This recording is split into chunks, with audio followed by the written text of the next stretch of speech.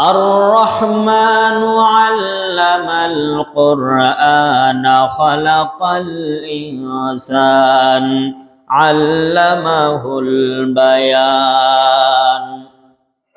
দয়াময় তিনি, কোরআন শিক্ষা দিয়েছেন যিনি, খলাকাল ইনসান মানুষ সৃষ্টি করেছেন তিনি, আল্লামাহুল বায়ান আর মানুষকে তিনি ভাষা শিক্ষা দিয়েছেন, বয়ান শিক্ষা দিয়েছেন। বলুন সুবহানাল্লাহ।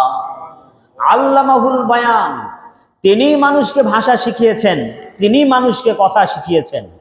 দেখুন আমাদের বাচ্চা আছে বাসায়, বাচ্চাগুলি যখন আদো আদো ভাষা শিখে, যখন আদো আদো ভাষায় মা বাবা বলে ডাক দেয়, তাদের ওই ডাকটি আমাদের কলিজা স্পর্শ করে, ঠিক কিনা?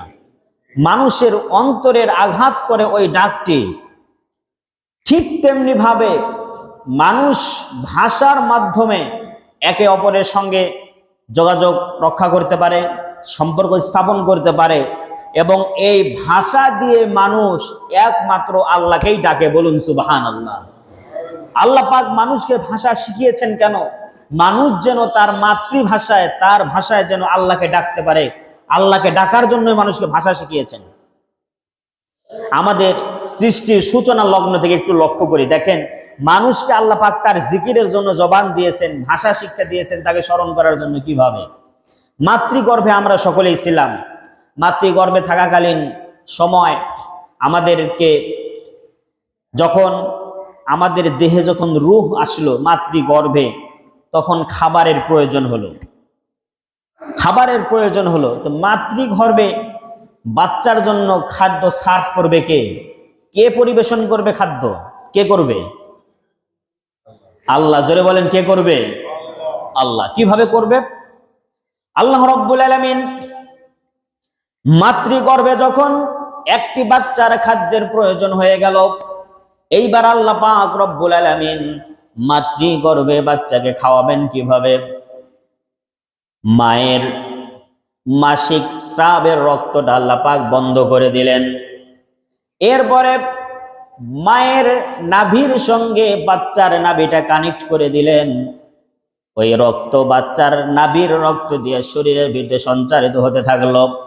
এইবার মা যেটা খায়, মা যেটা খাদ্য খাবার গ্রহণ করে, ওখান থেকে যা কিছু বাচ্চার শরীরের জন্য যেই ভিটামিনগুলি প্রয়োজন, মায়ের নাভির মাধ্যম দিয়ে আমার আল্লাহ বাচ্চার দেহের ভিতরে সেট করে দিলেন। বলুন সুবহানাল্লাহ। বাচ্চার দেহের ভিতরে খাদ্য সরবরাহ করলেন।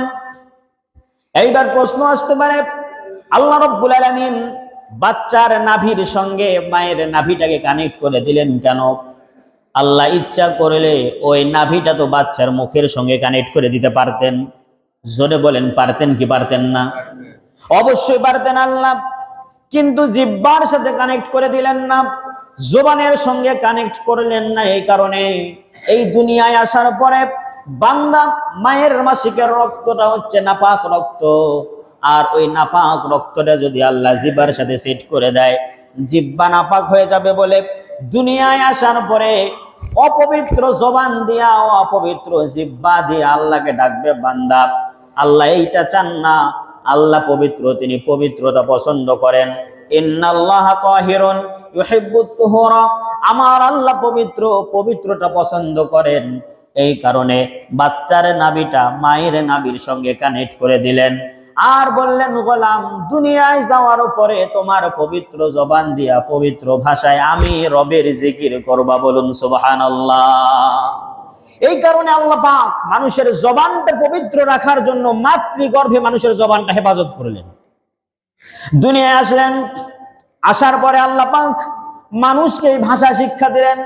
সূরা রহমানের ভিতরে এইভাবে এটাই আল্লাহ পাক বলেন, আল্লামাহুল বায়ান, আমি আল্লাহ মানুষকে ভাষা শিক্ষা দিয়েছি। মানুষ যেন ভাষার মাধ্যমে আমারে ডাকতে পারে, নিজ নিজ ভাষায় যেন আমাকে আল্লাহকে ডাকতে পারে। এই ভাষার স্রষ্টা কেউ নয়। আরবি ভাষার স্রষ্টা কে? জোরে বলেন কে?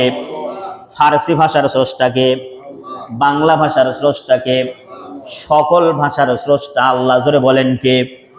কোরআনুল কারীমের ভিতরে সূরা রুমের 22 নম্বর আয়াতে আমার আল্লাহ পাক এই কথাটা এইভাবে বলেন, ওয়া মিন আয়াতিহি খালকুস সামাওয়াতি ওয়াল আরদি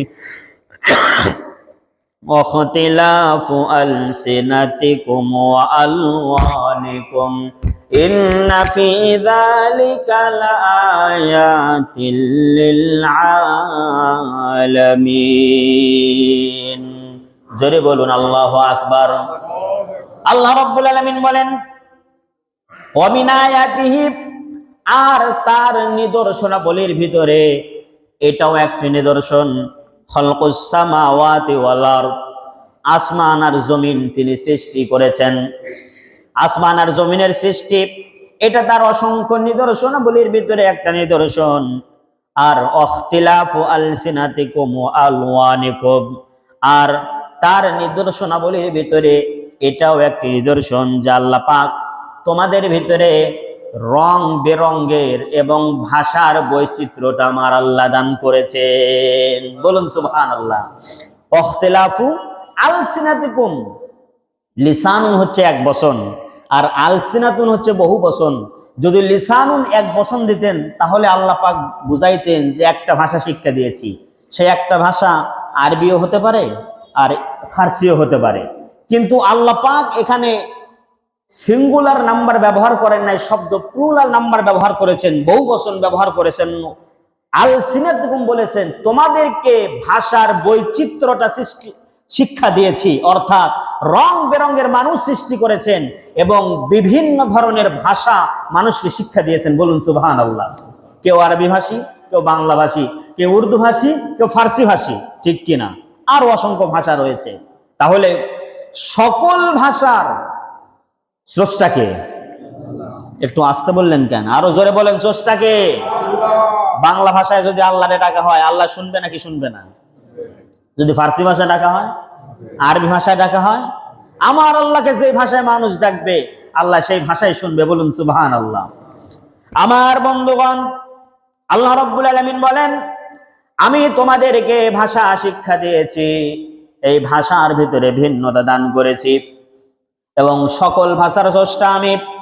কোনো ভাষা আমার কাছে অবমূল্যায়িত নয়, কোনো ভাষার মর্যাদা আমার কাছে কম নয়, সব ভাষার মর্যাদা আমি আল্লাহর কাছে আছে। শুধু তাই নয়, আল্লাহ পাক রব্বুল আলামিন এই দুনিয়ায় অসংখ্য নবী পাঠিয়েছেন, অসংখ্য নবী পাঠিয়েছেন, লক্ষ লক্ষ নবী পাঠিয়েছেন। বলুন তো দেখি সমস্ত নবীর ভাষা কি আরবি? জোরে বলেন, আরবি নাকি? সমস্ত নবীর ভাষা আরবি নয়। আমার আল্লাহ যদি একটা ভাষা নির্ধারণ করে দিতেন তাহলে আল্লাহর ভাষা যেহেতু আরবি, কোরআনের ভাষা আরবি, জান্নাতের ভাষা আরবি, তাহলে আরবি সকলের জন্য কম্পালসারি করে দিতেন, ঠিক কিনা? আমার আল্লাহ এর জন্য এক বচন ব্যবহার করেন নাই, লিসানুন বলেন নাই, আলসিনাতুকুম বলেছেন। বিভিন্ন ধরনের ভাষা সৃষ্টি করেছেন আর বিভিন্ন ভাষায় নবী এই পৃথিবীতে পাঠিয়েছেন। কোরআনুল কারীমের সূরা ইব্রাহিমের 4 নম্বর আয়াতে আল্লাহ পাক এভাবে বলেন ওয়ামা আরসালনা মির রাসূলিন ইল্লা বিলিসানি কওমিহি। আমার আল্লাহ বলেন এই পৃথিবীতে এমন কোন নবী নাই যেই নবী আমি তাদের মাতৃভাষায় নাজিল করি নাই। সুবহানাল্লাহ। যেই নবীর ভাষা যেমন, আমার আল্লাহ ওই নবীর উপরে কিতাব নাজিল করেছেন ওই ভাষায়। কোরআন নাজিল হয়েছে কোন ভাষায়? আরবি ভাষায়। জোরে বলেন, কোন ভাষায়? তাওরাত নাজিল হয়েছে কি আরবি ভাষায়? জাবুর নাজিল হয়েছে আরবি ভাষায়? ইব্রানি, সুরিয়ানি, এগুলো ভাষায় তারা কিতাবগুলি নাজিল হয়েছে। যেই নবীর ভাষা ছিল যেমন, ওই নবীকে আল্লাহ পাক ওই ভাষায় রাসূল হিসেবে প্রেরণ করেছেন এবং ওই নবীকে ওই ভাষায় কিতাব নাজিল করেছেন, মানুষকে যেন কিতাবের কথাগুলি পুঙ্খানুপুঙ্খভাবে বলে বলে বুঝাইতে পারে। বলুন সুবহানাল্লাহ।